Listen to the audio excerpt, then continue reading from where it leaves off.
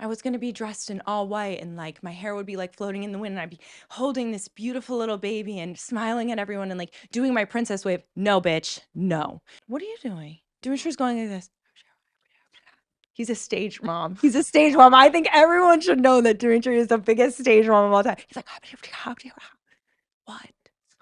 I'm gonna get an earpiece. Welcome to Seriously Selfish. I'm your host, Amanda Talajan, where we break the stigma on being selfish, talk womanhood, motherhood, and all things empowerment, and learn to be the absolute best version of ourselves and how to stay hot in the process. Welcome to Seriously Selfish. I'm your host, Amanda Talajan. Now let's talk about being selfish mother.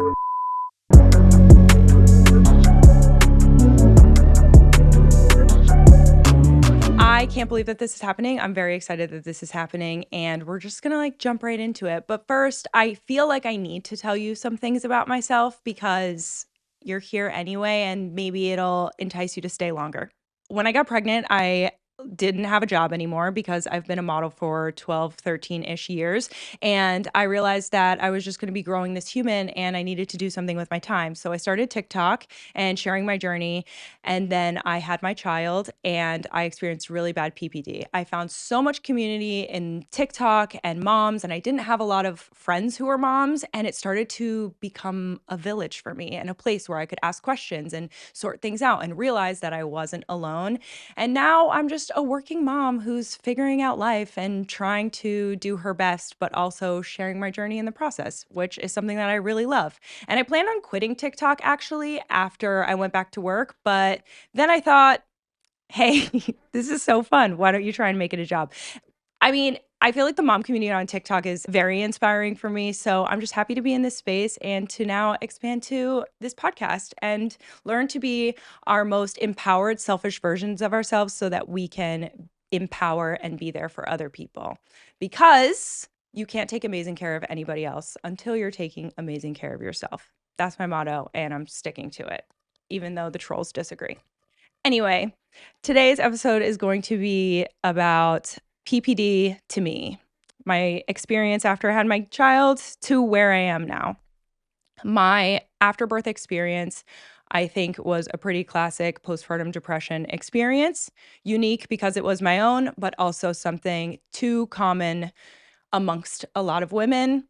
And I'm sad about that truth, but I also know that there is a powerful part in knowing that you're not alone when you're experiencing those feelings, and the understanding that two things can exist at the same time. You can be so grateful and so happy and so joyful to have this child, but you can also feel feelings of fear, terror, uncertainty, and questions if you made the right decision. Along the journey of getting back to myself, especially in the beginning, I think that when the emotions and the depression was at its height, trying to get up every day and figure a way out looked very different for me along the way. And so I don't think that there's one size fits all about getting out of it, but what I do think is that there were very important milestones that I hit that I know changed the trajectory of getting me to where I am now. And when I was 13 months postpartum, that was one of the biggest milestones for me. And I remember I was like, I had just put my son Jazz down for a nap, and I was like laying on the bed and I'm looking at the ceiling and I'm like, how long are you gonna be like this? Like, how long do you just exist this way in this same cycle where I would feel better for a week and then I would just go so low and come back up high? And I just felt like I could never catch a stride. And then, as time is so evident when you have a child, I realized I could literally be giving birth to another child by now. I could be pregnant. Like, it's been enough time that I've had enough. Not that, anybody should feel any shame about getting to that point, but for me, I was like, this is enough. You need to take action. You need to do something. And I started going to therapy like the day after that. And what I realized in making that move was I don't necessarily always think I was still experiencing PPD. I was more so experiencing trauma from PPD and learning to adjust and heal through talk therapy and getting off my chest all this shame and guilt that I had about not just jumping into motherhood and, having that picture perfect experience created for me to be able to start to find who I am in this chapter. And I had a lot of regret about why I didn't go to therapy sooner and like, "Ugh, why didn't you just go? It was like right in front of you and everybody told you to." But when you are down and out, it is so hard the to make prosperous decisions for yourself, to make good decisions for you because you're just focused on like uh, getting up every day, doing what you need to do. And furthermore, it's just another thing on the list. You're like, yeah, okay, add it to the list of things that I need to do to feel better. Everybody tells me go for a walk, get up, do your makeup, blah, blah, blah. Just like embrace this chapter.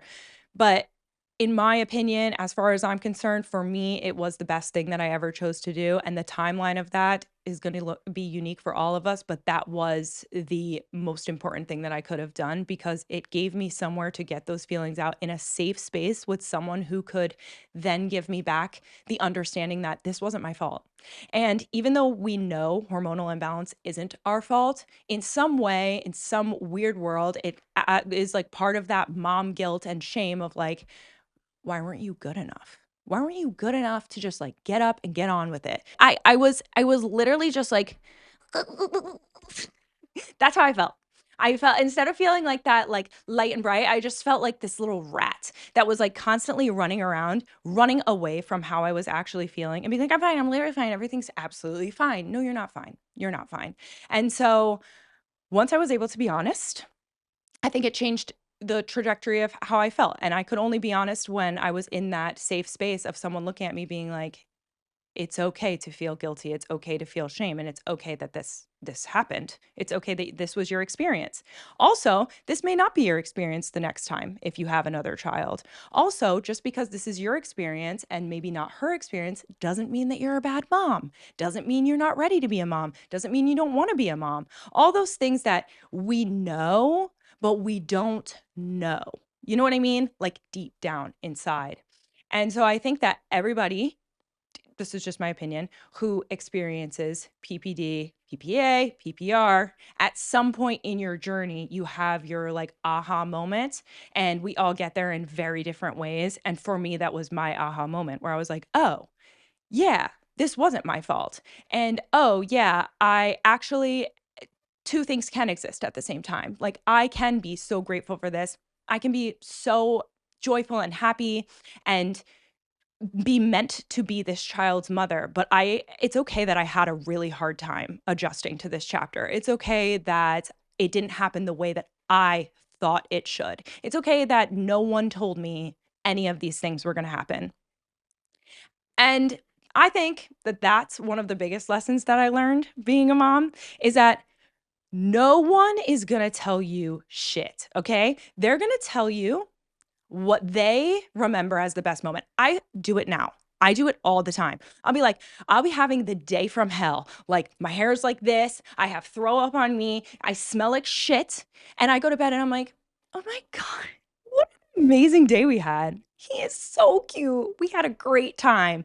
Last night, he fucked up my lip like you wouldn't believe. I went to bed last night and I was like, he's so cute. We laughed so much because we're crazy, you know? That's what happens to us. We just like hone in on these good moments. And I used to be really angry about that, but now I love it because I think it's what gets us through. Motherhood, we all know that there's so much bullshit, crazy things that happen all the time, but we've got to hold on to the good things. He smiled at me, he kissed me on the lips. Beautiful. But let's not forget that he also scratched the shit out of my face and did other crazy things that I won't mention because he could watch this later in his life, also in the same day. Do you know what I mean? It's just like how it goes. So, to the point of talking about that and bringing it to the PPD is that nobody can prepare you for what your unique journey is going to be like. The only thing that I think really I wish someone would have said, or that I will say now and do next time, is to make sure that you are open to all of the information and having intimacy with other people who have gone through motherhood creates for honest conversations, which allow you to understand that no matter what you may experience, you're not the only one who's experiencing that. There's somebody else who has gone through it.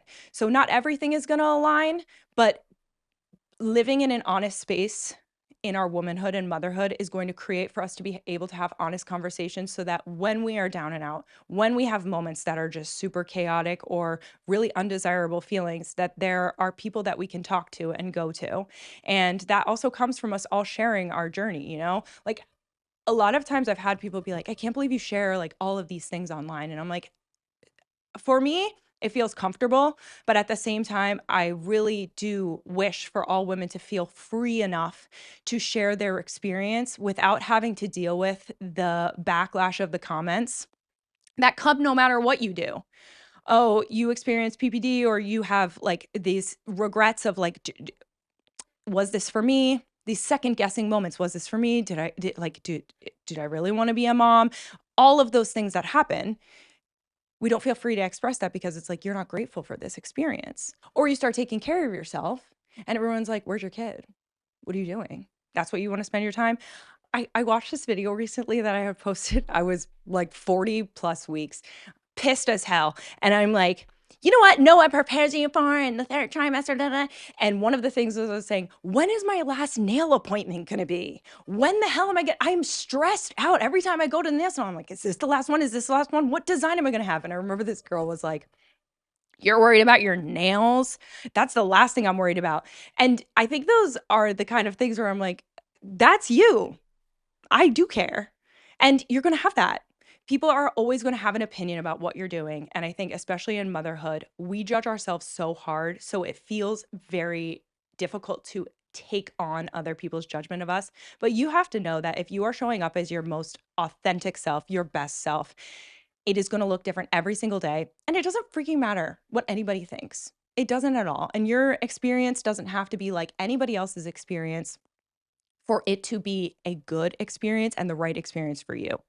At this point in time, at 19, almost 20 months postpartum, I is that still considered postpartum? I don't even know. I feel like people don't call it that. I think the first 2 years. For in my book, it's the first 2 years. Is that medically, does anybody know? Anyone? No. Okay, so Dimitri, you don't know that? That's so crazy. You don't know about your postpartum body? I feel like because I've really stuck with that like 2 year concept, that's been very liberating for me because I'm like, these 2 years, you know, that's how much time it's going to take. And so at this point in time where I'm at is I'm like, oh, there you are. Like I see myself. It's not the self that I ever saw before. She's brand new. She's a little crazier than I thought she would be because I mean, sometimes I look at myself and I'm like, wow, you really did that? Or like, you're okay with that? Because I was just telling Sarah behind the camera today, I don't give a shit what I look like anymore. Like, I don't care. Like, I will do my best to get this together. I think I deserve to feel confident before I walk out of the door. But Lord only knows what's going to happen to me when I'm out that door throughout the day and what I'm going to show up for, like in front of that mirror at night. I don't know. Okay. I just start off my day on a good note. And when all hell breaks loose, it's like, at least I tried. And I think it's that surrender. And essentially, the most important thing of all that I've learned, consistency over perfection. Consistency over perfection. This makes me want to throw up because it needs to be perfect, but it can't.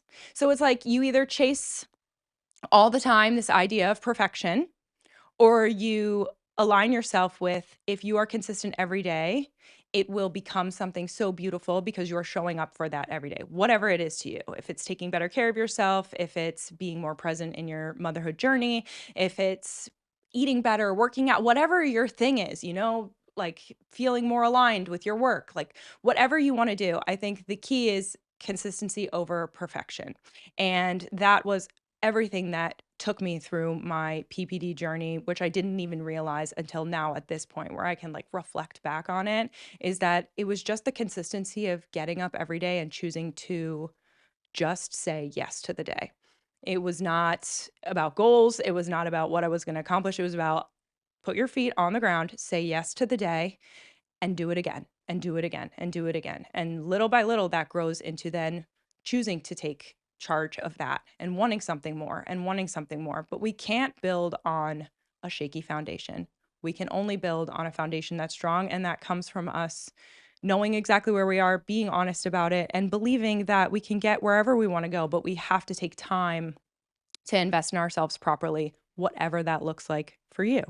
And it's weird because when I look back on like videos, early videos of myself, and I see that girl, I just know that she would be so proud of where we've gotten. And I know that's the same for so many of us in this community that we've built on TikTok, because we were all down and out, a year, 2 years ago. And we're here now. Wherever that is, it may not look exactly like we thought it would, but that's a choice. And that's the choice that you made. So it's like we still will always want more, but it's important to reflect on where we've gotten and how we got here, and the choice to just carry on every single day. Because sometimes that is all you need to do to get where you're going. So where are you now? Where am I now? Oh, I think we should add in you asking that, because that's great. I think it's also important to note that we have Sarah behind the camera. We have Dimitri sitting here with his headphones on, recording the sound. Like, this is where am I now? I think right now I'm living a dream.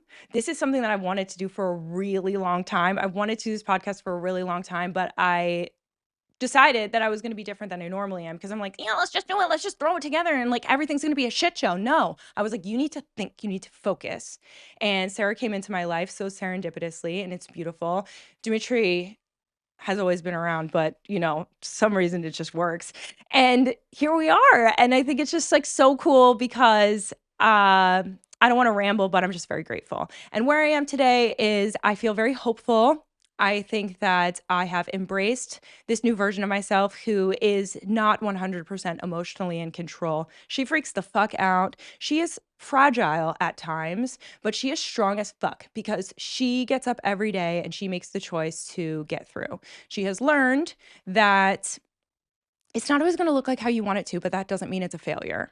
And you know what? As someone who is a perfectionist and very type A, I think that learning that has been so healing for me. And ultimately, I'm someone who knows that my experience to becoming a mother was hard for me, and that's okay.